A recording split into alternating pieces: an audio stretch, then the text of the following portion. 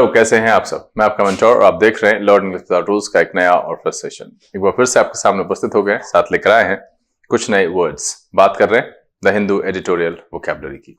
उम्मीद तो ये है कि इन दिनों जो सप्ताह में 5 की जगह पर 3 सेशंस ये द हिंदू एडिटोरियल वोकैबुलरी की लाई जा रही है, इसके साथ आप लोग अब कंफर्टेबल हैं और खुशी खुशी वोकैबुलरी पढ़ रहे हैं और अपने डिक्शनरी में शब्दों की संख्या बढ़ा रहे हैं। क्योंकि मुझे जैसा महसूस हुआ, ऐसा लगता था कि 5 दिन में बहुत ज्यादा हो जा रहा है और अफरा तफरी हो जा रही है। तो ठीक है, 3 दिन ही सही, लेकिन आप इसको ढंग से करें, नोट डाउन करें, रिवीजन करते रहें और हम कोशिश करते हैं कि आगे जितने भी 2300 के आसपास हमने वोकैबुलरी कराए हैं उस पर एक क्विज टाइप का सेशन डिजाइन करें और आपके सामने हम टेस्ट के तौर पर रखें ताकि वो रिवीजन हो पाए। अगर आप इसके पक्षधर हैं तो कमेंट में लिख करके मुझे बताइए। मैं आप लोगों के इंटरेस्ट के हिसाब से पता लगा पाऊंगा क्या मुझे इस तरह का क्विज रखना चाहिए या नहीं रखना चाहिए। चलिए सेशन की शुरुआत करते हैं। लेकिन उससे पहले जो लोग इस चैनल पर नए हैं और वैसे पुराने लोग जिन्होंने अब तक चैनल को सब्सक्राइब नहीं किया है, प्लीज सब्सक्राइब कर लीजिए। बेल आइकन प्रेस करके नोटिफिकेशन कॉल पर रखना नहीं भूलेगा ताकि यहाँ जो वीडियो अपलोड हो उसकी सूचना आपको मिले और कोई भी सेशन मिस ना हो। लाइक और शेयर करने में कंजूसी नहीं कीजिएगा। साथ में सेशन के दौरान मन में कोई बात रह जाए तो कमेंट में लिख कर जरूर साझा कीजिए, कमेंट बॉक्स में या फिर अगले सेशन में। उसके आंसर के साथ हम जरूर उपस्थित होंगे। चलिए सेशन की शुरुआत करते हैं।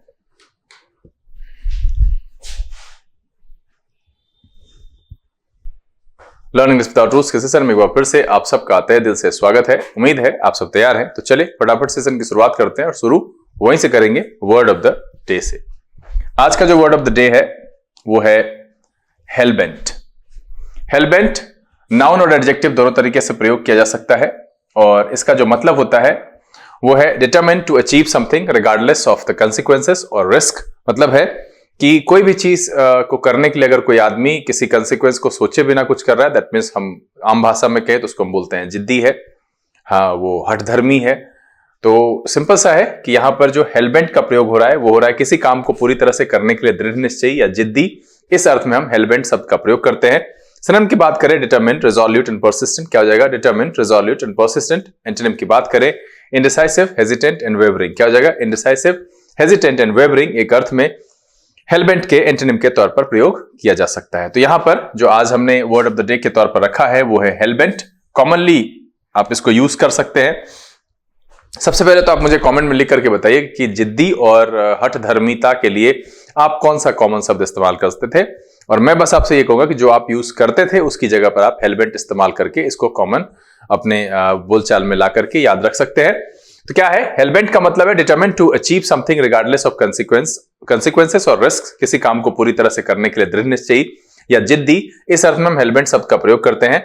एग्जांपल देख लेते हैं। She was hellbent on finishing the project despite all the challenges. क्या है? She was hellbent on finishing the project despite all the challenges. तो यहां पर जो हमने आज वर्ड ऑफ द डे के तौर पर चुना है वो है हेलबेंट। मतलब है determined to achieve something regardless of the consequences और रिस्क, किसी काम को पूरी तरह से करने के लिए दृढ़ निश्चयी, जिद्दी, हठधर्मी। इस अर्थ में हम यूज करते हैं हेलबेंट शब्द का। चलिए सेशन को शुरू करते हैं और लेते हैं आज का पहला वर्ड। आज का जो पहला वर्ड है वो है क्रेस्टफॉलन। क्रेस्टफॉलन एडजेक्टिव की तरह इस्तेमाल होता है और इसका मतलब होता है फीलिंग सैड, डिसअपॉइंटेड और dejected specially after experiencing failure और सेटबैक। मतलब है कि निराश, दुखी और हतोत्साहित होने की जो स्थिति होती है, विशेष करके जब आप कहीं पर कुछ हार जाते हैं, कुछ आपके लिए वो बुरा घटित होता है, उसके बाद जो आप कुछ दुख जैसा महसूस करते हैं, उसके लिए हम यूज करते हैं क्रेस्टफॉलन का। सिनोनिम की बात करें डिसहार्टेंड, डाउनकास्ट एंड डेस्पोंडेंट। क्या है? डिसहार्टेंड, डाउनकास्ट एंड डेस्पोंडेंट एक अर्थ में क्रेस्टफॉलन के सिनोनिम के तौर पर प्रयोग करेंगे। एंटोनिम की बात करें चेयरफुल, एलेटेड एंड हैप्पी। क्या हो जाएगा? चेयरफुल, एलेटेड एंड हैप्पी एक अर्थ में क्रेस्टफॉलन के एंटोनिम के तौर पर प्रयोग किया जा सकता है। तो हमने एक बार जो सिनोनिम की बात की है वह फिर से सुन लीजिए। डिसहार्टेंड, डाउनकास्ट एंड डेस्पोंडेंट एक अर्थ में क्रेस्टफॉलन के सिनोनिम के तौर पर प्रयोग कर सकते हैं। तो यहां पर जो हमने पहला शब्द रखा है आज के सेशन का वो है क्रेस्टफॉलन, फीलिंग सैड, डिसअपॉइंटेड और dejected specially after experiencing failure और अ सेटबैक। निराश, दुखी या हतोत्साहित होने की जो स्थिति होती है उस अर्थ में हम क्रेस्टफॉलन शब्द का प्रयोग करते हैं। एग्जाम्पल देख लेते हैं। कह रहा है after hearing the bad news she looked crestfallen and didn't speak for hours. क्या है? After hearing the bad news she looked crestfallen and didn't speak for hours. तो यहां पर जो पहला शब्द है सेशन का वो है क्रेस्टफॉलन। मतलब है किसी भी प्रकार की हार या कुछ ऐसी सेटबैक फेस करने के बाद जो दुख, हतोत्साह, ये वाली जो स्थिति होती है उसके लिए हम यूज करते हैं क्रेस्टफॉलन। चलिए अगला जो शब्द है वो है एनॉमलस। एनॉमलस एडजेक्टिव की तरह प्रयोग होता है और इसका मतलब होता है deviating from what is standard, normal and expected. मतलब है असामान्य, विचित्र, विचित्र यहां पर विवित्र नहीं, विचित्र, जो सामान्य से भिन्न हो, उस अर्थ में हम एनॉमलस शब्द का प्रयोग करते हैं। सिनोनिम की बात करें, एबनॉर्मल, इर्रेगुलर एंड एटिपिकल। क्या है? एबनॉर्मल, इर्रेगुलर एंड एटिपिकल एक अर्थ में एनॉमलस के सिनोनिम के तौर पर प्रयोग करेंगे। एंटोनिम की बात करें, नॉर्मल, यूजुअल एंड रेगुलर। क्या हो जाएगा? नॉर्मल, यूजुअल एंड रेगुलर एक अर्थ में एनॉमलस के एंटोनिम के तौर पर प्रयोग किया जा सकता है। तो यहां पर जो इस पेज का दूसरा शब्द है वो है anomalous, deviating from what is standard, normal और एक्सपेक्टेड। मतलब है असामान्य, विचित्र, जो सामान्य से भिन्न हो, उस अर्थ में हम एनॉमलस शब्द का प्रयोग करते हैं। एग्जाम्पल देख लेते हैं। The anomalous behaviour of the animal confuse the scientist. क्या है? The anomalous behaviour of the animal confuse the scientist. तो यहां पर जो हमने इस पेज पर दो शब्द लिए हैं, एक बार फिर से रिवीजन कर लेते हैं। देखिए आप लोग को मैं क्या बोलूं, मैं हो सकता है कि ओल्ड फैशन्ड हूं और आप लोगों की तरह तीव्र सोच वाला नहीं हूं। कुछ बच्चे बातचीत के दौरान बताते हैं कि आपके सेशन में मजा नहीं आता है और सेशन बोरिंग होता है। तो अगर आपको यह लगता है कि सेशन में मजा मेरी वजह से आएगा तो ये कभी नहीं आएगा। हाँ, और इंग्लिश वैसे भी बोरिंग है। आपका कमिटमेंट, आपका परसेप्शन, आपका थॉट कि आपको सीखना है। अब यहां पर मैं क्या करूं? मैं कोई शायरी सुनाऊं, मैं कोई गाना गाऊं, क्रेस्ट फॉलन करके गाने लगे? पढ़ने के लिए मुझे जैसा समझ में आता है, सिंसियरिटी चाहिए, संवेदनशीलता चाहिए और पाने की ललक होनी चाहिए। और यहां पर जितने स्थिर होकर के आप इसको सुनेंगे और समझेंगे बिना डेविएट हुए, तो वो आपके जहन में ज्यादा रहेगा। 2-4 बार रिवीजन करेंगे और मैं आपके बदले आपके साथ साथ बोलता हूं, आप मेरे साथ बोल करके इसको रिवीजन कर सकते हैं। मैंने एक बार पहले क्रेस्टफॉलन नॉर्मली पढ़ाया, फिर एंटोनिम सिनोनिम्स बताने के बाद फिर दोबारा पढ़ाया, फिर मैंने तिबारा एग्जाम्पल लेने के समय बताया और फिर अब मैं उसको एक बार रिवीजन करता हूं। तो ये मैं क्यों कर रहा हूं? अगर मैं सीधे सीधे वर्ड आकर के बता दूं, हाँ कुछ बच्चे क्या करते हैं ना, स्क्रीनशॉट लेकर के वोकैबुलरी लिख लेते हैं। तो मैं आपको सीधा कहूंगा कि मत लिखो। यहां से बहुत सारी किताबें मार्केट में अवेलेबल है, लाल रंग की, काले रंग की, हरे रंग की। मैं कई बार बोलता हूं, लाल किताब, नीली किताब खरीद लो। जब भंडारी जमा करना है तो गूगल में सर्च कर लो, हाँ लिखा हुआ ढेर मिलेगा। मेरी मेहनत का वजह समझिए कि मैं 4 बार क्यों बोलता हूं क्रेस्टफॉलन का ये मतलब होता है कि दुख है, हतोत्साहित हो गए, कुछ हार गए, कुछ सेटबैक हो गया। मैं क्यों समझाने की कोशिश कर रहा हूं? क्योंकि ये 3 चीजें याद रहती है, सुनी हुई या अनुभव की हुई या कुछ जो डिजायर्ड होता है वो। तो मेरे हिसाब से तो ये लगता है कि मैं जो कर रहा हूं ये आपके लिए फायदेमंद है, तो आपको मेरे साथ बने रहना चाहिए और एकदम बिना डेविएट हुए सुनिए। तो यहां पर जो है रिवीजन कर लेते हैं एक बार। पहला जो वर्ड है वो है क्रेस्टफॉलन, फीलिंग सैड, डिसअपॉइंटेड और dejected specially after experiencing failure और सेटबैक। निराश, दुखी या हतोत्साहित होने वाली जो स्थिति होती है उसके लिए हम शब्द यूज करते हैं क्रेस्टफॉलन। दूसरा जो शब्द है वो है एनॉमलस। अगर कोई चीज स्टैंडर्ड से, नॉर्मल से, एक्सपेक्टेड जो है उससे डेविएट कर रहा है, उससे अलग है, deviating from what is standard, normal and expected, तो उस अर्थ में हम यूज करते हैं एनॉमलस का। असामान्य, विचित्र या जो सामान्य से भिन्न हो, उस अर्थ में हम एनॉमलस शब्द का प्रयोग करते हैं। अब देखिए यहां पर जैसे मैं पेज बदल रहा हूं तो आपको यह ध्यान देना चाहिए, अभी रिवीजन करना चाहिए कि what was the word of the day. The word of the day was hellbent. उसका क्या मतलब है? जिद्दी, जहन में रखना है। The second word is crestfallen. क्या मतलब है? तो दुखी, हतोत्साहित होने की जो स्थिति होती है उसको क्रेस्टफॉलन कहते हैं। What is anomalous? तो वो क्या कहेंगे? जो स्टैंडर्ड और नॉर्मल से अलग है ना, डेविएट है उस जगह से, तो विचित्र हो गया, असामान्य हो गया। तो अपने आप से बात नहीं करोगे तो वोकैबुलरी नहीं रहेगी और रटोगे तो बिल्कुल कभी नहीं होने वाला है।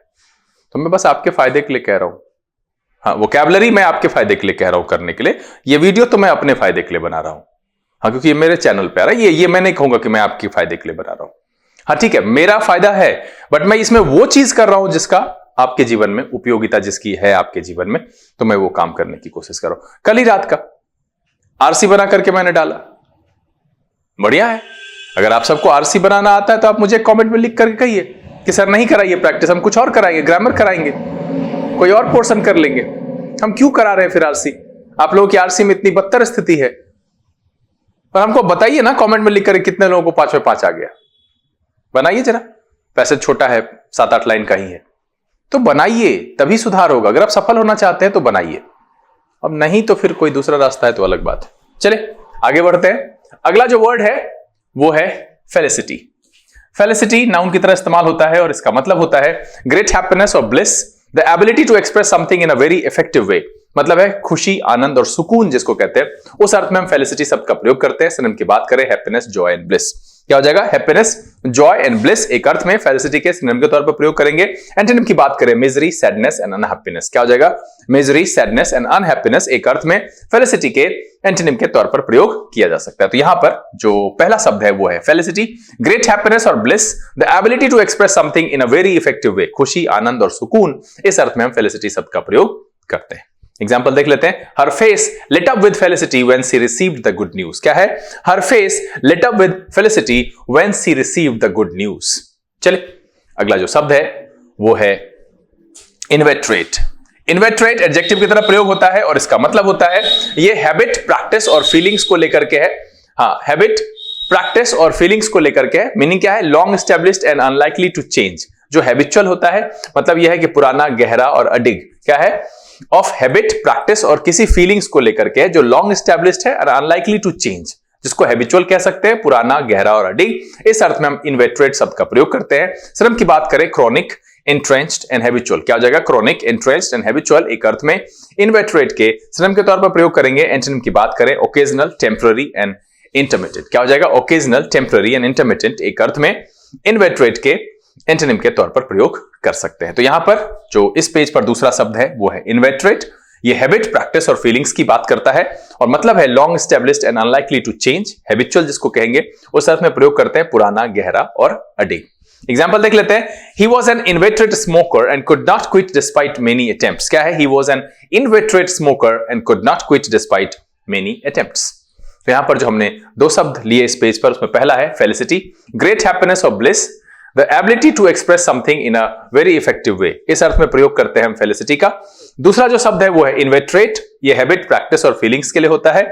Long established and unlikely to change और हैबिचुअल, इस अर्थ में प्रयोग करते हैं पुराना, गहरा और अडिग, इस अर्थ में प्रयोग करते हैं इन्वेट्रेट शब्द का। चलिए आगे बढ़ते हैं। अगला जो शब्द है वो है यूफनी। यूफनी नाउन की तरह प्रयोग होता है और इसका मतलब होता है the quality of being pleasing to the ear specially through harmonious sound. मतलब ये है कि हार्मोनियस साउंड मतलब है जो कर्णप्रिय। हाँ, एक और बात, कर्णप्रिय के लिए मैंने बहुत सारे शब्द बताए, तो मैं चाहता हूं कि आप कम से कम 2 कमेंट में लिख करके बताइए कि मधुर और कर्णप्रिय के लिए कौन सा 2 शब्द आपको पता है।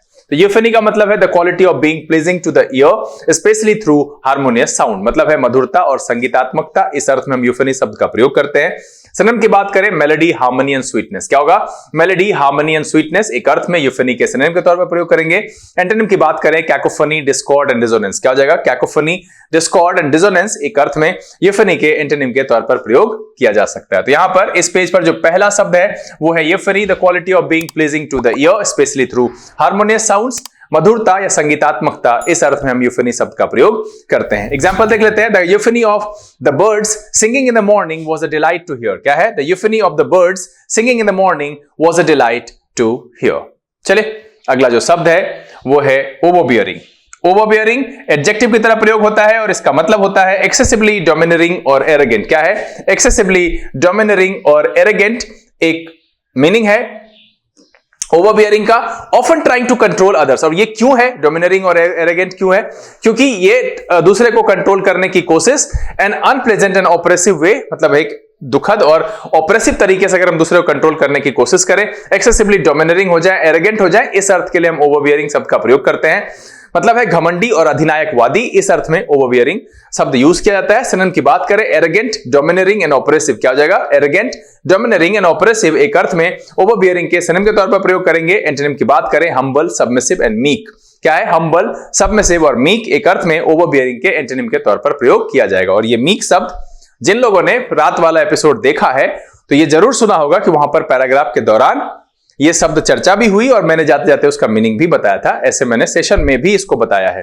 तो यहां पर जो इस पेज पर दूसरा शब्द है वो है ओवरबियरिंग, एक्सेसिवली डोमिनेटिंग और arrogant, often trying to control others in an unpleasant और ऑपरेसिव वे, मतलब है घमंडी और अधिनायकवादी, इस अर्थ में हम ओवरबियरिंग शब्द का प्रयोग करते हैं। एग्जाम्पल देख लेते हैं। His overbearing attitude made it difficult for anyone to express their opinions in the meeting. क्या है? His overbearing attitude made it difficult for anyone to express their opinions in the meeting. तो यहां पर जो हमने दो शब्द लिए हैं उसमें पहला है euphony, the quality of being pleasing to the ear specially through harmonious sound, मतलब है मधुरता और संगीतात्मकता, यूफनी इस अर्थ में प्रयोग करते हैं। दूसरा जो शब्द है वो है ओवरबियरिंग, एक्सेसिवली डोमिनेटिंग और arrogant, often trying to control others in an unpleasant और ऑप्रेसिव वे, घमंडी और अधिनायकवादी, इस अर्थ में हम ओवरबियरिंग शब्द का प्रयोग करते हैं। चले अगला जो शब्द है वो है ड्रेस डाउन। ये एक फ्रेजल वर्ब की तरह प्रयोग होता है। ड्रेस डाउन का मतलब है टू स्कॉल्ड और रिप्राइमेंड समवन और टू वियर कैजुअल और इनफॉर्मल क्लोथिंग, मतलब है डांटना, फटकार लगाना, साधारण कपड़े पहनना, इस अर्थ में भी प्रयोग करते हैं। ड्रेस डाउन का प्रयोग साधारण कपड़े पहनने के अर्थ में, ऐसे डांटने और फटकार लगाने के अर्थ में टू स्कॉल्ड और रिप्राइमेंड समवन और टू वियर कैजुअल और इनफॉर्मल क्लोथिंग, इस अर्थ में हम ड्रेस डाउन शब्द का प्रयोग करते हैं। हाँ, इसको सीधे सीधे नहीं समझना, नॉर्मली विद्यार्थी क्या समझेगा? जो इस सेशन को नहीं पढ़ेगा और ड्रेस डाउन का मतलब ड्रेस डाउन हटा दिए, नंगे हो गए, ये उसका मतलब नहीं है। ऐसी वाली अंग्रेजी पढ़ेंगे तो हो गया बात का बतंगर लग गया, मीनिंग कुछ और था, कुछ और लग गया। इसीलिए ये सेशन इंपॉर्टेंट है सर, देखना चाहिए, शब्दों की जानकारी होनी चाहिए, नहीं तो अर्थ का अनर्थ हो जाता है और इसलिए इंग्लिश समझ में नहीं आता है। आधी समस्या वोकैबुलरी की है सर। क्या है ड्रेस डाउन? एक फ्रेजल वर्ब है, टू स्कॉल और रिप्राइमेंड समवन और टू वियर कैजुअल और इनफॉर्मल क्लोथिंग, डांटना, फटकार लगाना, साधारण कपड़े पहनना, इस अर्थ में हम ड्रेस डाउन शब्द का प्रयोग करते हैं। सिनोनिम की बात करें wear casually, down play and simplify. Antonym की बात करें ड्रेस अप, एम्बेलिश एंड एडॉर्न। क्या जगह ड्रेस अप, एम्बेलिश एंड एडॉर्न एक अर्थ में ड्रेस डाउन के एंटोनिम के तौर पर प्रयोग कर सकते हैं। तो यहां पर जो इस पेज पर पहला शब्द है वो एक फ्रेजल वर्ब है, dress down, to scold and reprimand someone और टू वियर कैजुअल और इनफॉर्मल क्लोथिंग, डांटना, फटकार लगाना, साधारण कपड़े पहनना, इस अर्थ में हम इस फ्रेजल वर्ब का प्रयोग करते हैं। एग्जाम्पल देख लेते हैं। डांटना, फटकार लगाना, साधारण कपड़े पहनना, इस अर्थ में हम ड्रेस डाउन का प्रयोग करते हैं। चलिए एग्जाम्पल देख लेते हैं। हिज इंट्रूसिव क्वेश्चन, अरे नहीं, ये इसका एग्जाम्पल नहीं है, हम एक दूसरा एग्जाम्पल लिख दे रहे हैं। द प्रेसिडेंट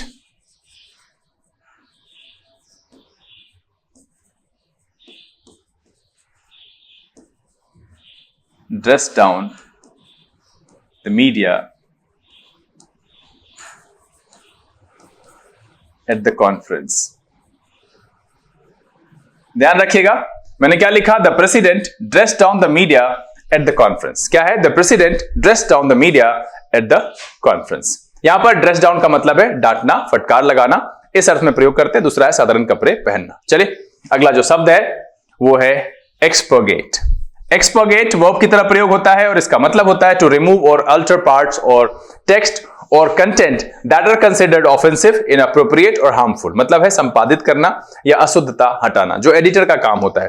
क्या है? टू रिमूव और अल्टर पार्ट्स ऑफ टेक्स्ट और content that are considered offensive, inappropriate और हार्मफुल, मतलब है कि ऐसे टेक्स्ट या कंटेंट को हटाना जो कि ऑफेंसिव माना जाए, इनअप्रोप्रिएट माना जाए और हार्मफुल माना जाए, उस अर्थ में हम एक्सपर्गेट शब्द का प्रयोग करते हैं। सिनोनिम की बात करें सेंसर, सैनिटाइज एंड क्लींस। क्या है? सेंसर, सैनिटाइज एंड क्लींस एक अर्थ में हम एक्सपर्गेट के सिनोनिम के तौर पर प्रयोग करेंगे। एंटोनिम की बात करें अलाउ, परमिट एंड अप्रूव। क्या हो जाएगा? अलाउ, परमिट एंड अप्रूव एक अर्थ में एक्सपर्गेट के एंटोनिम के तौर पर प्रयोग किया जा सकता है। तो यहां पर जो इस पेज पर हमने दूसरा शब्द लिया है वो है एक्सपर्गेट, टू रिमूव और ऑल्टर पार्ट्स ऑफ टेक्स्ट और content that are considered offensive, inappropriate और हार्मफुल। अब देखिए ये एक जो है ना पर्टिकुलर उस चीज के लिए यूज किया गया वर्ड है कि मतलब अगर हम कोई टेक्स्ट है, कुछ भी ऐसा लिखा हुआ है जहां पर कुछ ऐसा अप्रोप्रिएट नहीं है या जो ऑफेंसिव हो सकता है, तो उसको हटाने के लिए हम जो वर्ब यूज करेंगे वो है एक्सपर्गेट।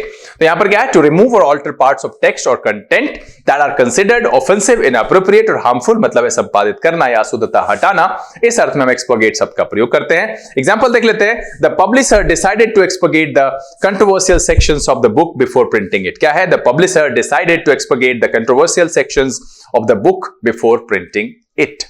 हमने यहां पर इस पेज पर जो दो शब्द लिए हैं उसमें पहला एक फ्रेजल वर्ब है ड्रेस डाउन, टू स्कॉल और रिप्राइमेंड समवन और टू वियर कैजुअल और इनफॉर्मल क्लोथिंग, डांटना, फटकार लगाना, साधारण कपड़े पहनना। और यहां पर जो मैंने एक एग्जांपल चेंज किया है उसको भी सुन लीजिए एक बार। The president dress down the media at the conference. चलिए अगला जो शब्द इसमें दूसरा रखा था वो है एक्सपर्गेट, टू रिमूव और alter the parts of text और content that are considered offensive, inappropriate और हार्मफुल, मतलब है संपादित करना या अशुद्धता हटाना, इस अर्थ में हम एक्सपर्गेट शब्द का प्रयोग करते हैं। चलिए अगला जो शब्द है वो है टायरेंट। टायरेंट नाउन की तरह प्रयोग होता है और इसका मतलब होता है अ रूलर और person who exercises power in cruel or oppressive manner। मतलब एक ऐसा शासक जो कि अपने शासन की शक्ति का प्रयोग बहुत ही ऑपरेसिव तरीके से और निर्दयता पूर्वक करता है। मतलब है आप तानाशाह और अत्याचारी कह सकते हैं। टायरेंट का मतलब है अ रूलर और person who exercises power in cruel or oppressive manner, मतलब है अत्याचारी और तानाशाह। इस अर्थ में हम टायरेंट शब्द का प्रयोग करते हैं। सिनोनिम की बात करें, डिक्टेटर, डेस्पोट एंड ऑटोक्रेट। क्या है डिक्टेटर, डेस्पोट एंड ऑटोक्रेट? एक अर्थ में टायरेंट के सिनोनिम के तौर पर प्रयोग करेंगे। एंटोनिम की बात करें, डेमोक्रेट, लीडर एंड सर्वेंट। क्या हो जाएगा? डेमोक्रेट, लीडर एंड सर्वेंट एक अर्थ में टायरेंट के एंटोनिम के तौर पर हम प्रयोग कर सकते हैं। तो यहां पर जो इस पेज पर हमने पहला शब्द रखा है वो है टायरेंट, अ रूलर और person who exercises power in a cruel और ऑपरेसिव मैनर। मतलब है तानाशाह और अत्याचारी। इस अर्थ में प्रयोग करते हैं हम टायरेंट शब्द का।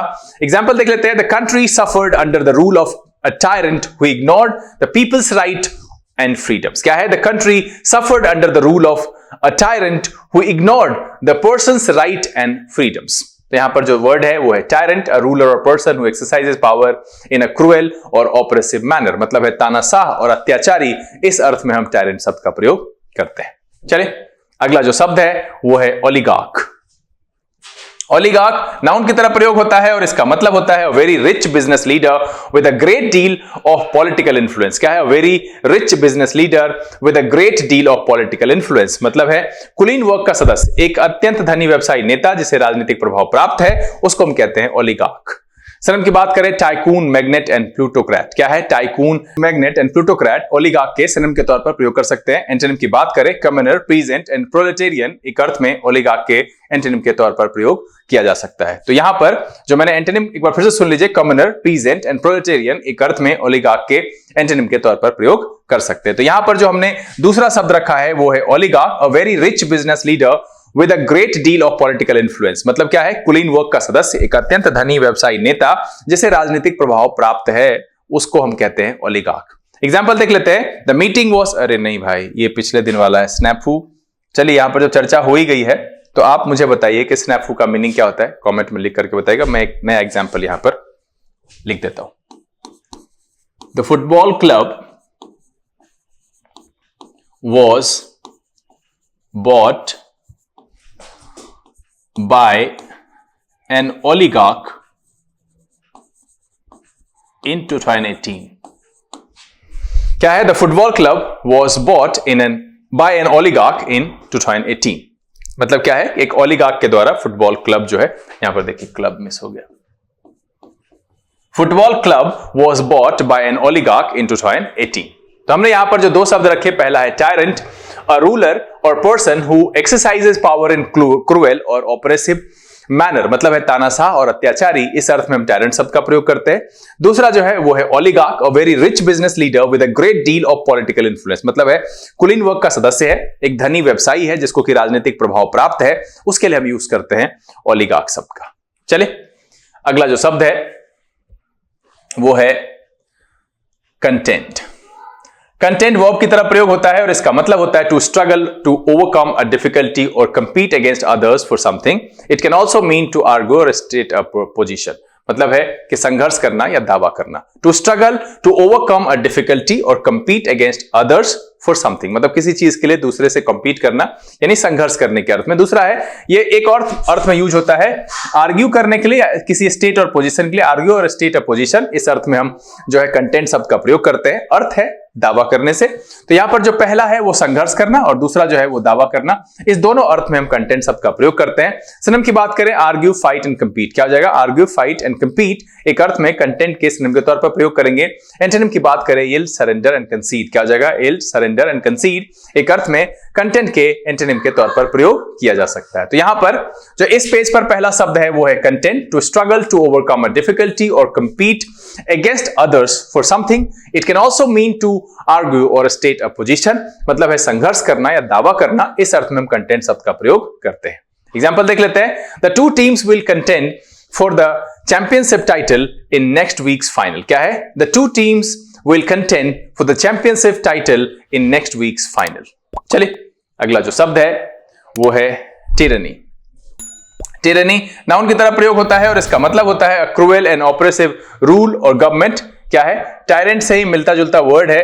टिरनी यहां पर समझ में आता है, इससे पहले मैंने बताया तानाशाह है ना। तो यहां पर जो है tyranny का मतलब क्या है? A cruel and oppressive rule or government often exercised by a single person or small group, मतलब है अत्याचार या निरंकुशता। इस अर्थ में हम tyranny शब्द का प्रयोग करते हैं। सर की बात करें despotism, oppression and dictatorship, क्या हो जाएगा? despotism, oppression and dictatorship एक अर्थ में टिरनी के सिनोनिम के तौर पर प्रयोग करेंगे। एंटोनिम की बात करें डेमोक्रेसी, फ्रीडम एंड लिबर्टी, क्या हो जाएगा? डेमोक्रेसी, फ्रीडम एंड लिबर्टी एक अर्थ में टिरनी के एंटोनिम के तौर पर प्रयोग किया जा सकता है। तो यहां पर इस पेज पर जो दूसरा शब्द है वो है tyranny, a cruel and oppressive rule और government often exercised by a single person, मतलब सिंगल पर्सन का मतलब है टायरेंट यानी तानाशाह, और अ स्मॉल ग्रुप, अत्याचार और निरंकुशता। इस अर्थ में हम टिरनी शब्द का प्रयोग करते हैं। एग्जाम्पल देख लेते हैं। The citizens lived under the tyranny of a dictator who controlled every aspect of their lives. क्या है? The citizens lived under the tyranny of a dictator who controlled every aspects of their lives. इस page पर जो हमने दो शब्द रखे उसमें पहला है content, to struggle to overcome a difficulty or compete against others for something, या इसका दूसरा जो मीनिंग है वो आर्ग्यू करने या स्टेट अपोजिशन, इस अर्थ में भी हम प्रयोग करते हैं, मतलब है संघर्ष करना या दावा करना। ये दो अर्थ जिसके लिए हम कंटेंट शब्द का प्रयोग करते हैं। अगला जो शब्द हमने रखा वो है tyranny, a cruel and oppressive rule और government often exercised by a single person और स्मॉल ग्रुप, अत्याचार और निरंकुशता। इस अर्थ में हम टिरनी शब्द का प्रयोग करते हैं। चलिए अगला जो शब्द है वो है फिजिबल। फिजिबल एडजेक्टिव की तरह प्रयोग होता है और इसका मतलब होता है possible to do, achievable, practical और लाइकली टू सक्सीड, मतलब है संभव और व्यवहारिक जो होता है उसके लिए हम फिजिबल शब्द का प्रयोग करते हैं। सिनोनिम की बात करें अचीवेबल, वर्केबल एंड प्रैक्टिकल, क्या है? Achievable, workable and practical. एक प्रैक्टिकल एक अर्थ में फिजिबल के सिनोनिम के तौर पर प्रयोग किया जाएगा। एंटोनिम की बात करें इम्पॉसिबल, अनफिजिबल एंड अनरियलिस्टिक, क्या हो जाएगा?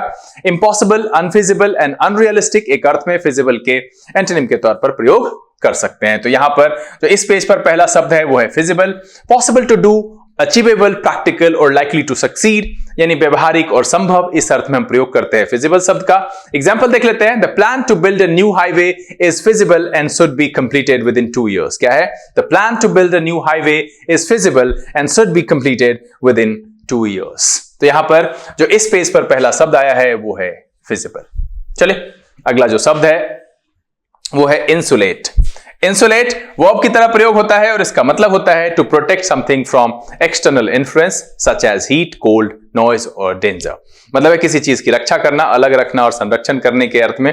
साइंस वाले बच्चे बताएंगे कि इससे मिलता जुलता कौन सा शब्द आपने सुन रखा है, कमेंट में लिख करके बताइएगा। इंसुलेट का मतलब होता है to protect something from external influence such as heat, cold, noise और डेंजर, अलग रखना या संरक्षण करना। इस अर्थ में हम इंसुलेट शब्द का प्रयोग करते हैं। सिनोनिम की बात करें प्रोटेक्ट, आइसोलेट एंड सील, क्या हो जाएगा? प्रोटेक्ट, आइसोलेट एंड सील एक अर्थ में इंसुलेट के सिनोनिम के तौर पर प्रयोग करेंगे। एंटोनिम की बात करें एक्सपोज, रिवील एंड अनकवर, क्या हो जाएगा? एक्सपोज, रिवील एंड अनकवर एक अर्थ में इंसुलेट के एंटोनिम के तौर पर प्रयोग किया जा सकता है। तो यहां पर इस पेज पर जो दूसरा शब्द है वो है insulate, to protect something from external influence such as heat, cold, noise और डेंजर, अलग रखना या संरक्षण करना। इस अर्थ में हम इंसुलेट शब्द का प्रयोग करते हैं। एग्जांपल देख लेते हैं। The walls of the house are insulated to keep the warmth inside during the winter months, क्या है? The walls of the house are insulated to keep the warmth inside during the winter months. इस page पर जो हमने दो शब्द लिया है, पहला है feasible, possible to do, achievable, practical और लाइकली टू सक्सीड, संभव और व्यवहारिक। इस अर्थ में हम फिजिबल शब्द का प्रयोग करते हैं। दूसरा जो शब्द है वो है insulate, to protect something from external influence such as heat, cold, noise और डेंजर, अलग रखना और संरक्षण करना। इस अर्थ में प्रयोग किया जाता है इंसुलेट शब्द का। चलिए अगला जो शब्द है वो है सैक। सैक नाउन और वर्ब दोनों तरीके से प्रयोग होता है और इसका मतलब होता है to dismiss someone from the job और पोजीशन टिपिकली फॉर फेलियर और मिसकंडक्ट, मतलब है कि किसी को जॉब और पोजीशन से निकाल देना, विशेष करके फेलियर और मिसकंडक्ट की वजह से, यानी बर्खास्त करना और निकालना। इस अर्थ में हम सैक शब्द का प्रयोग करते हैं। इसका जो नाउन वाला यूज है वो मैंने यहां पर नहीं बताया और मैं चाहता हूं कि आप सब इसको कमेंट में लिखिए। और मैं तो इतना समझता हूं कि भाई आप सैक शब्द से पहले से वाकिफ हैं, नाउन वाला। ये पता था या नहीं पता था, ये कमेंट में लिख करके बताइए। ये वर्ब वाला यूज है to dismiss someone from their job और पोजीशन टिपिकली फॉर फेलियर और मिसकंडक्ट, मतलब है बर्खास्त करना और निकालना। सिनोनिम की बात करें फायर, डिसमिस और इजेक्ट, क्या हो जाएगा?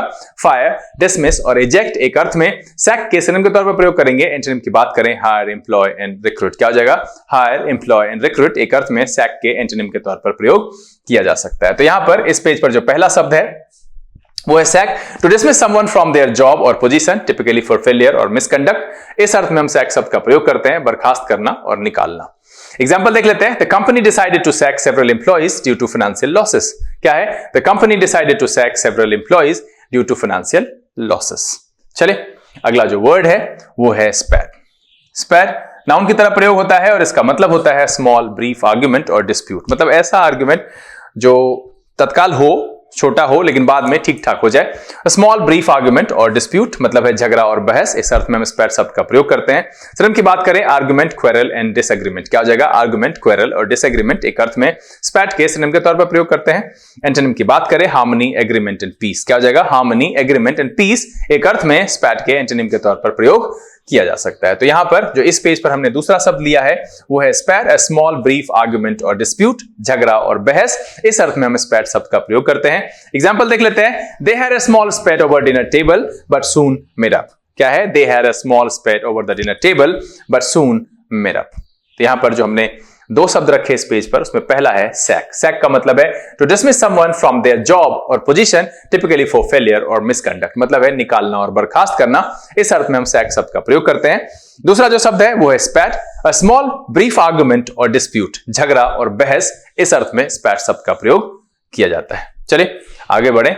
आज का जो अगला शब्द है वो है so down. So down noun की तरह प्रयोग होता है और मुझे जैसा लगता है कि आजकल के जितने भी लोग डांस बैटल वगैरह देखते हैं या फिर कुछ भी ऐसा रियलिटी शो, तो वहां पर यह शब्द आपने कई बार सुना होगा। सो डाउन का क्या मतलब है?